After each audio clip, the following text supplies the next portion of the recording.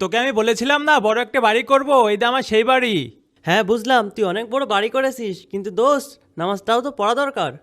আরে আমার নামাজ পড়ার বয়স কি চলে গেছে নাকি? আমার বয়স তো সবেমাত্র 25, এখনো তো বাকি জীবন পড়েই আছে। দেখ দোস্ত, হায়াত মাউতের কথা বলা যায় না, তাই বলছে কি নামাজটা পড়ে। আরে আমি তো নামাজ পড়তেই চাই, কিন্তু আমি এত ব্যস্ত বাড়ি গাড়ি নিয়ে যে নামাজ পড়ার সময়ই পাই না। দেখ দোস্ত, আজান দিচ্ছে, চল নামাজটা পড়ে আসি। আরে রাখ, এখন আমার একটা মিটিং আছে। আর তাছাড়া আমার টাকা পয়সা কম নাকি যে তোর মতো 5 ওয়াক্ত মসজিদে পড়ে থাকতে হবে? যা এখান থেকে, যত সব ঝামেলা। হাই রে, সামান্য কিছু টাকার মাল খেয়ে রবকে ভুলে গেলি। আল্লাহ ওকে হেদায়েত দান করো। ভাই আপনি এই 3 মাস ধরে ব্যাংকের লোন দেন না, সেজন্য আপনার বাড়ি বাজেয়াপ্ত করা হবে। ভাই, আমার আর্থিক কিছু সমস্যার কারণে আমি ব্যাংক লোনটা দিতে পারিনি। আমাকে আর কিছুদিন সময় দেন, আমি সব টাকা পরিশোধ করে দেব।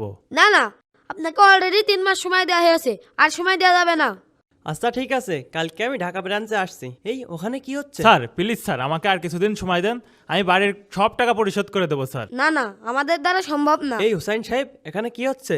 আরে স্যার, আপনি এখানে? আরে আপনি ওনাকে স্যার বলছেন কেন? উনি কে?